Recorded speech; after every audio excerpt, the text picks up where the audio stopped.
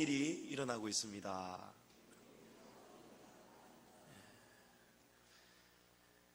어제 태풍이 지나갔는데 여러분 별거 없으셨는지요? 어제 뉴스를 보니까 큰 피해는 없었지만 그래도 또 몇 사람이 죽고 실종되고 또 간판이 떨어지고 날아가고 많은 또 피해들이 있었습니다.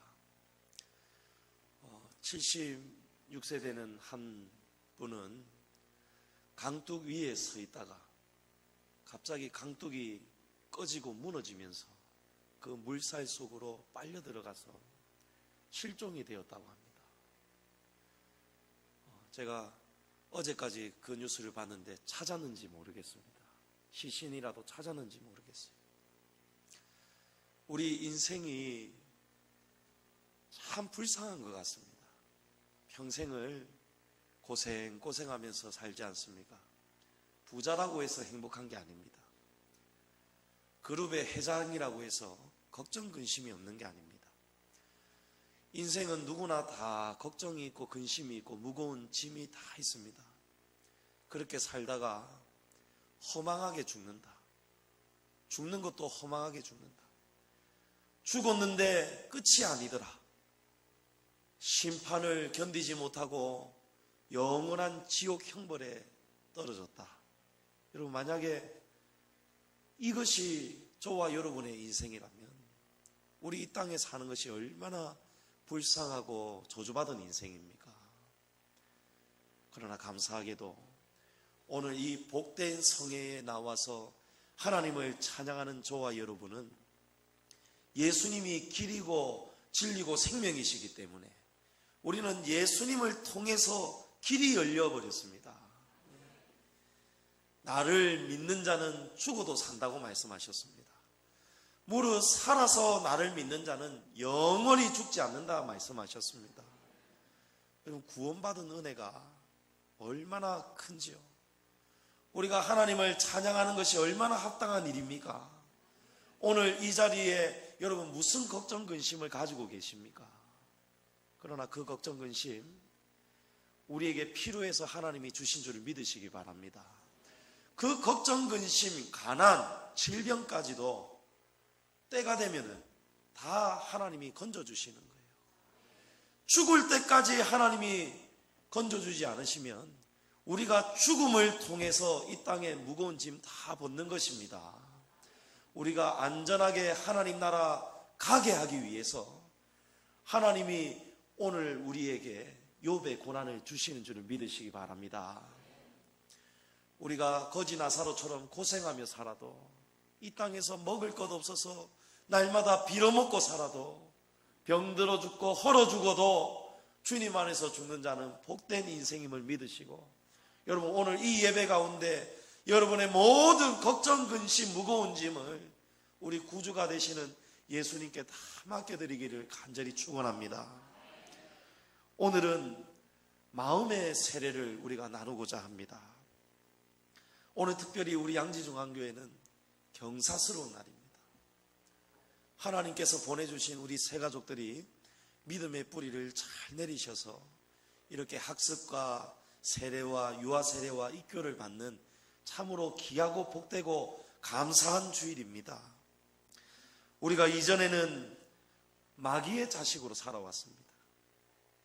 하나님 아버지가 우리를 건져주시지 않으셨다면 우리는 진노에 멸망할 수밖에 없는 그런 자녀였습니다. 로마서 6장에 보면 죄의 값은 사망이다 이렇게 말합니다. 죄의 삭시 사망이라는 겁니다. 하나님을 모르는 죄, 하나님의 주권을 인정하지 않는 죄, 스스로 생각과 스스로의 경험을 의지하면서 살아간 죄, 교만하였던 죄, 이웃을 업신여긴 죄, 미워한 죄, 가난한 이웃을 돕지 않은 죄, 수천 수만 가지의 죄가 여러분 저와 여러분의 제목입니다. 목사도 지난 한 주간 동안 하나님 앞에서 완전하게 100% 살 수가 없습니다. 연약하기 때문에 죄에 넘어지고 또 넘어지고 실패합니다. 그러나 우리에게 하나님께서 예수님의 이름을 주셨습니다. 천하에 구원을 받을 만한 다른 이름을 주신 일이 없음이라 말씀하십니다. 예수님 외에는 구원의 길이 없습니다. 마태복음 18장에 보면 1만 달란트를 탕감받은 이야기가 나옵니다. 어느 임금이 각국 백성들, 빚이 있는 백성들을 회계할 때, 계산할 때에 이 한 사람이 나왔는데 자그마치 1만 달란트. 한 달란트는 오늘날로 볼 때 약 5억 내외가 된다고 합니다. 1만 달란트는 얼마입니까? 저는 억이라는 단위가 저하고 거의 상관이 없는 단위이기 때문에 저는 계산도 못하겠습니다. 언뜻 계산이 안 됩니다. 쉽게 말해서 엄청나게 갚을 수 없는 큰 금액입니다. 그런데 임금님이 이 엎드려 빌고 있는 이 사람을, 이 죄인을 용서해 주는 거예요. 이 당시에는 빚을 못 갚으면은 옥에 갇혀버리는데 빚을 하나라도 갚지 못하면 못 나오는 거예요. 이 당시 때는 가장, 남자가 아니면은 사회에서 일을 할 수가 없습니다. 가장이 빚을 갚을 때까지 옥에 갇혔으니 이 가족은 어떻게 되겠습니까? 이 가족이 다 기울어져 가는 거예요. 저주고 멸망입니다. 그런데 이 사정을 딱하게 여기셔서 임금이 1만 달란트를 아무 조건 없이 다 탕감해 주었다는 거예요. 여러분, 그것이 저와 여러분의 갚을 수 없는 죄값입니다. 하나님은 우리가 갚을 수 없는 이 죄값을 숫자로가 아니고 1만 달란트라는 상징적인 이 단위를 통해서 우리가 그만큼 저와 여러분의 죄가 크다는 것을 말씀하고 계십니다. 로마서 8장에 저와 여러분이 이 은혜로 말미암아 그러므로 이제 그리스도 예수 안에 있는 자에게는 정죄함이 없나니 이는 그리스도 예수 안에서 생명의 성령의 법이 죄와 사망의 법에서 저와 여러분을 해방하였다, 이렇게 말씀합니다. 여러분, 해방입니다. 이 해방은 부분이 아닙니다. 완전한 해방입니다. 이런 엄청난 변화가 생긴 사람들에게 하나님께서 구원받은 사람이 되었다는 것을 밖으로 보여주는 외형적인 의식, 그 의식을 주셨는데 그것이 바로 세례식입니다. 두 남녀가 서로 사랑하여서 같이 평생을 함께하기로 약속하지 않습니까? 두 사람 마음이 중요한 겁니다. 그런데 많은 사람을 모아놓고 굳이 결혼이라는 예식을 하는 이유가 무엇입니까? 두 사람의 마음을 온 천하에 수많은 증인들 앞에서 맹세하는 겁니다. 그리고 그 맹세를 통해서 그 결혼 사진을 볼 때마다 두 사람의 사진을 통해서 처음 사랑을 기억하는 거예요. 저는 이제 결혼한 지 한 13년 차 된 것 같습니다. 저희 집에 결혼 예식 때 찍었던 비디오가 있거든요. 그 비디오를 얼마 전에 보았는데 신혼 때 딱 한 번 보고는 한 10년 만에 넘도록 오랜만에 본 것 같습니다. 왜 10년 동안 못 봤냐면 오글거려 가지고 보지를 못하겠는 거예요. 예. 저는 막 시키는 대로 했는데 등에 업고 몇 바퀴를 돌고 또 이렇게 봤다가 저렇게 봤다가 하는데 아이고 이거 다시는 못 보겠는 거예요. 오글거려 가지고. 근데 얼마 전에 우리 아이들이 아빠 엄마는 어떻게 결혼했어요? 그래 한번 볼까? 하고 보는데 여전히 오글거리는 거 있죠. 근데 그 장면들을 볼 때마다 그 당시 때에 지금도 물론 서로 사랑하지만 그때에 참 애틋했던 그런 감정들이 새록새록 생각이 나는 겁니다. 그래서 하나님은 오늘 세례를 받는 우리 분들에게 또 이미 세례를 받았던 저와 여러분에게 이 세례식을 통해서 기념하게 하시는 거예요. 기억하게 하시는 겁니다. 회중들 앞에서, 하나님 앞에서, 교회 앞에서 서약하고 맹세했던 그 믿음의 고백, 또 그 믿음의 고백을 들을 때에 어떤 이는 뜨거운 눈물을 흘리지 않습니까? 그 눈물을 기억하는 거예요. 결혼 예식을 통해서 많은 증인들 앞에서 맹세한 책임을 가지고 살아가는 것처럼 이 세례식을 통해서 하나님은 믿는 믿음을 고백하게 하시고 맹세하게 하시고 교회 앞에 서약한 그 서약을 지킬 수 있도록 그 책임감을 우리에게 안전장치로 이 외형적인 예식을 통해서 허락하시는 것입니다. 교회의 머리가 되시는 예수님은 승천하시면서 각 교회들에게 명령하십니다. 명령하시기를 교회는 복음을 전파하여 모든 민족을 제자로 삼고 아버지와 아들과 성령의 이름으로 세례를 베풀고 예수님께서 분부한 모든 것을 가르쳐 지켜 행하게 하라 말씀하셨습니다. 이것이 교회의 사명입니다. 그래서 세례는 오직 주님께서 핏값 주고 세우신 교회를 통해서만이 줄 수 있는 교회의 고유한 권한인 것입니다. 이 세례는 역사적으로 구약의 할례를 원형으로 삼고 있습니다. 최초의 할례, 최초의 세례가 언제부터 시작되었느냐? 창세기 17장에 보면 하나님께서 아브라함하고 언약을 맺으십니다. 이 아브라함은 데라의 아들인데 아브라함의 아버지 데라는 우상을 조각하고 만드는 엄청난 우상을 섬기는 집안이었습니다. 그런데 이 아브라함은 셈의 후손입니다. 하나님은 노아의 아들 셈에게 하나님은 약속을 주셨어요. 대대로 복을 주실 것을 약속을 하셨습니다. 그런데 이 셈의 후손들이 대대로 내려오면서 하나님을 떠나 살기 시작했습니다. 급기야는 이 데라가 우상을 섬기게 되었고 우상을 만드는 죄를 범하며 살아가고 있었습니다. 그러니 이 아브라함도 똑같이 우상의 저주 아래 있는 거예요. 그런데 하나님께서는 약속의 말씀을 기억하시고 어느 날 하나님을 알지도 못하고 섬기지도 않는 이 아브라함을 찾아오시는 거예요. 그래서 너의 본토 아비 친척집을 떠나라는 거예요. 그러면서 하나님께서 내가 대대로 내 자손들에게 영원히 그들의 하나님이 되고 기업이 되어주겠다 약속하셨습니다. 여기 대대로 영원히 이런 말씀은 무엇을 의미하냐면 영생을 의미합니다.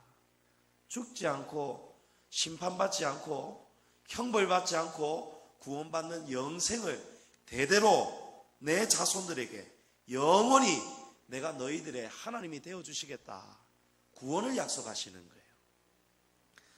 그래서 그 언약의 증표로 아브라함과 그의 자손들과 집에 있는 종들, 이방인에게서 산 종들까지도 누구를 막론하고 모두가 다 남자들은 할례를 받아라 이렇게 말씀하셨어요.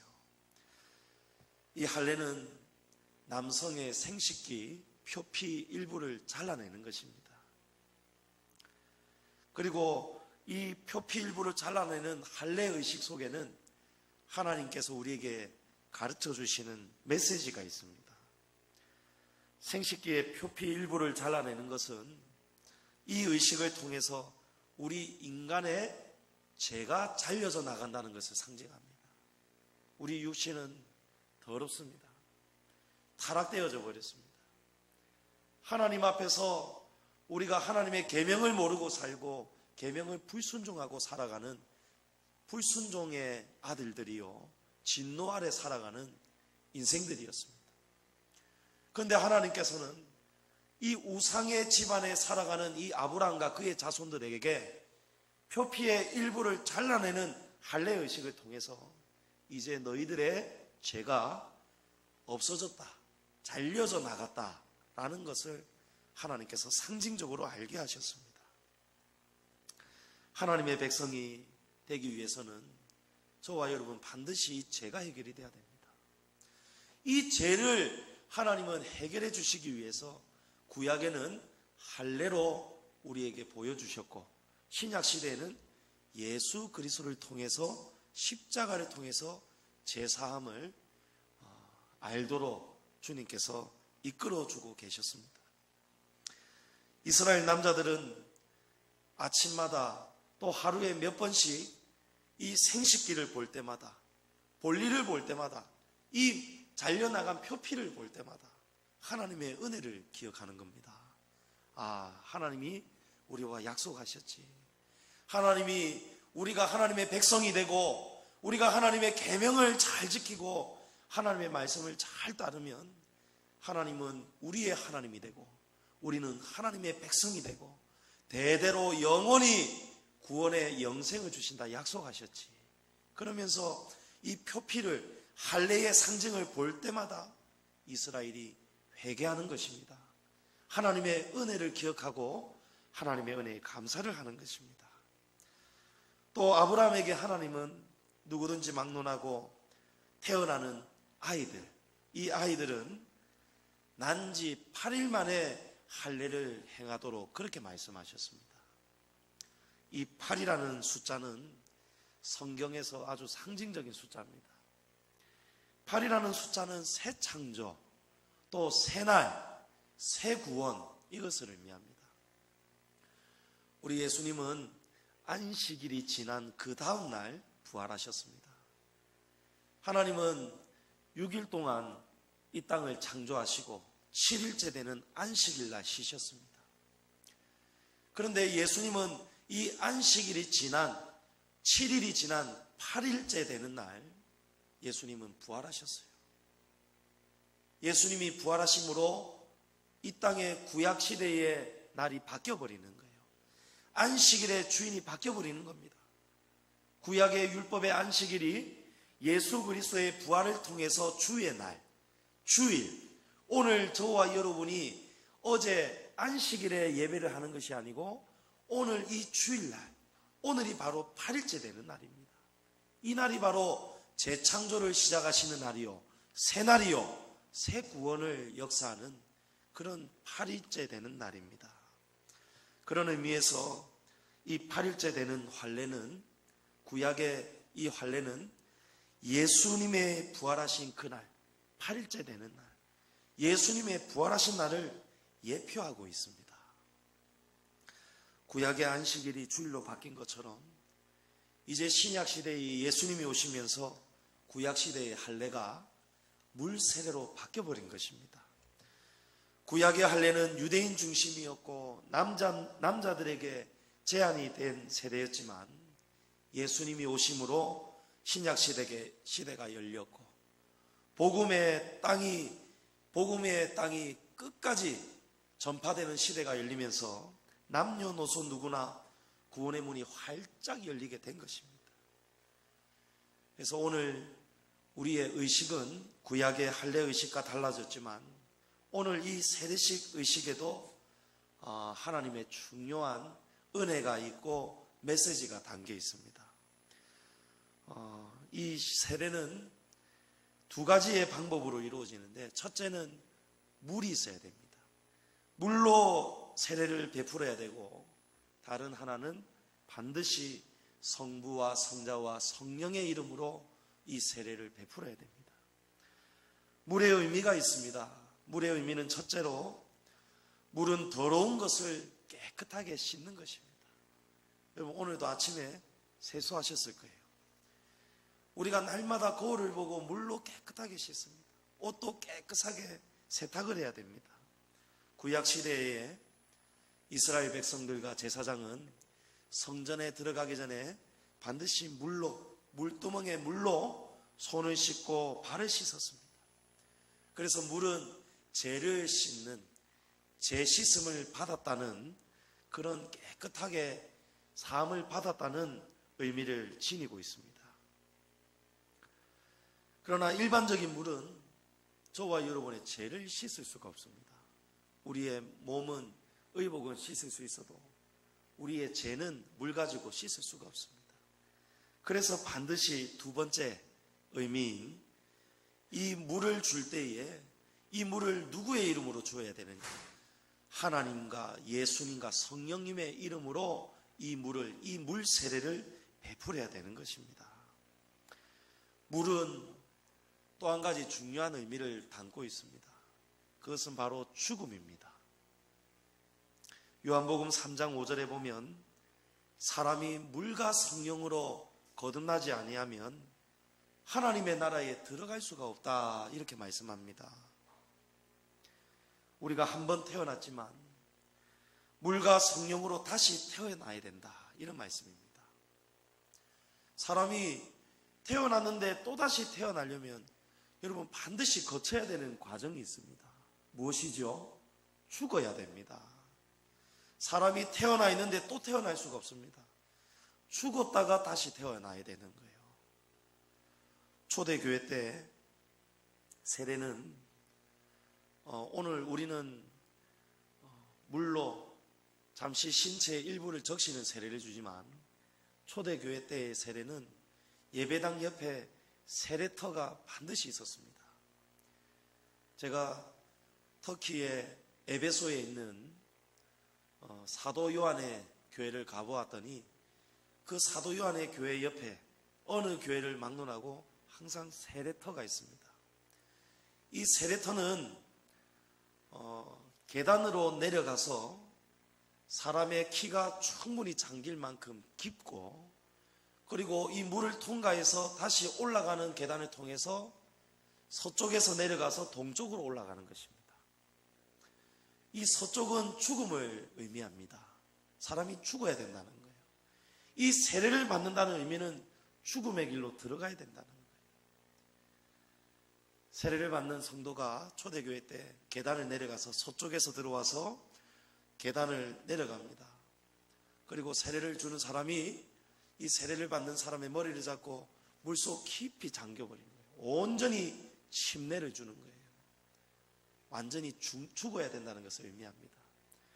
그러나 때가 되면은 예수를 주로 고백하는 그 성도를 다시 건져 올려서 반대편 동쪽으로 계단으로 다시 올라오게 만듭니다.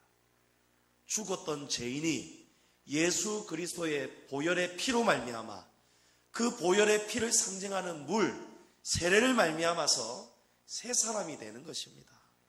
그 은혜가 바로 이 세례 속에 담겨 있습니다.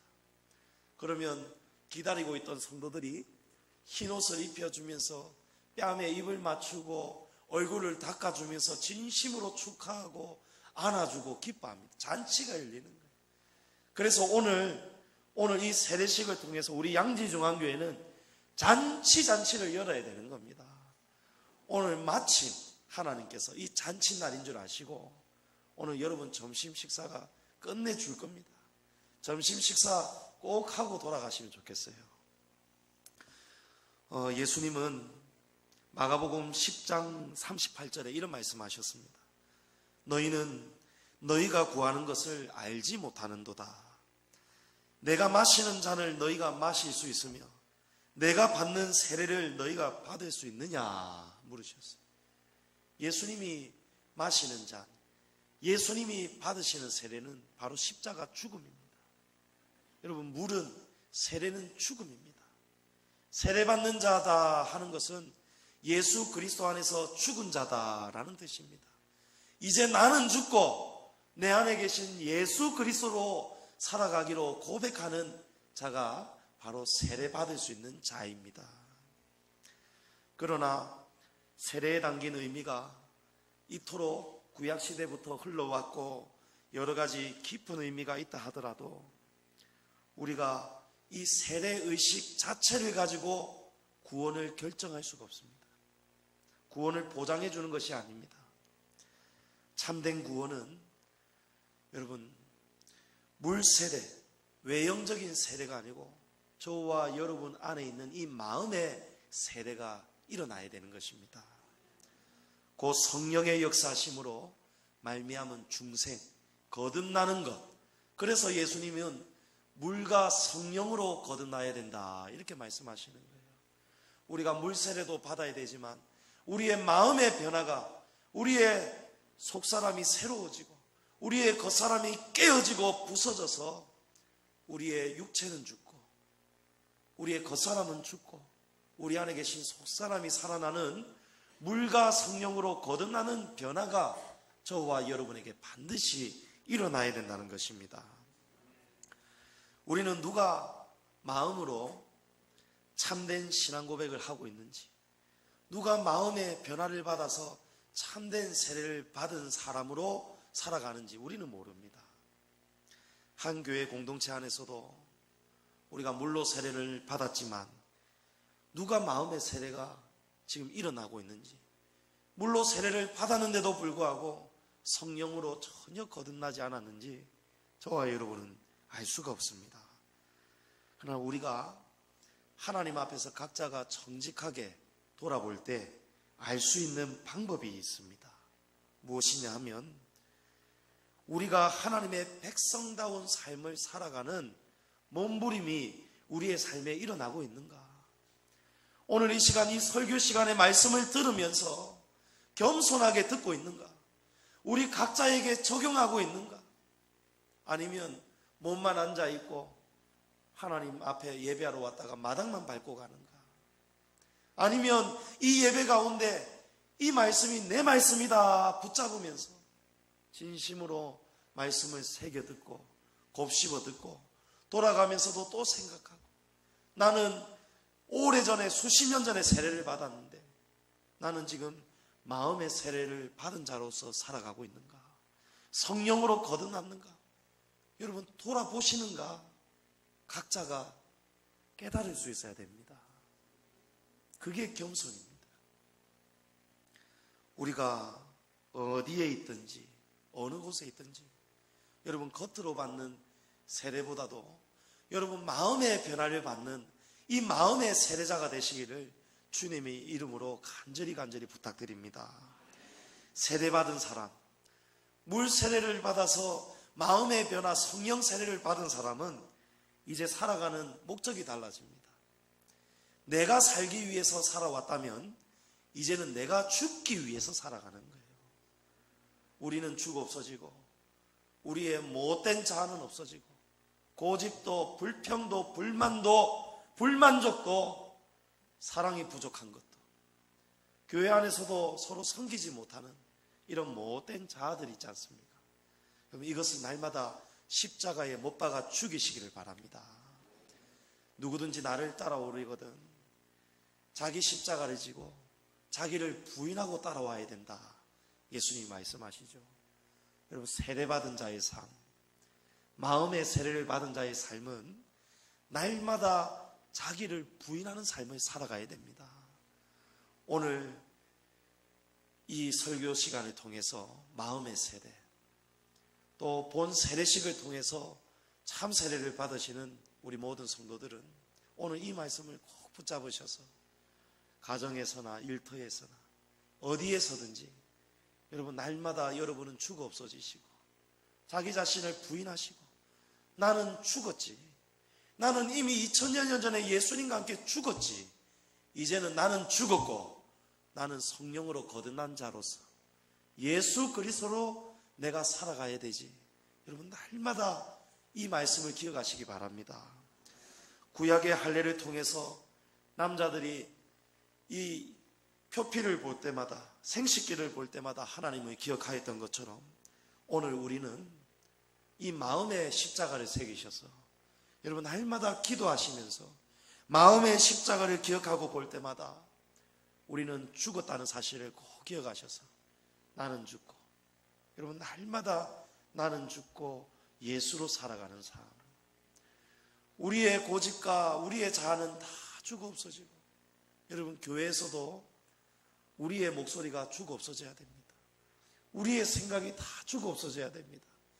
교회의 머리는 한 분이신 예수 그리스도밖에 없습니다. 우리는 머리가 되신 예수님의 말씀에 그대로 순종하고 복종해 가는 것입니다. 복종을 위해서 우리가 죽어야 되는 거예요. 갈라디아서 3장 27절에 누구든지 그리스도와 합하기 위하여 세례를 받은 자는 그리스도로 옷 입었느니라 말씀합니다. 여러분 이 말씀도 똑같습니다. 우리의 겉사람은 죽었기 때문에 벗어야 되는 거예요.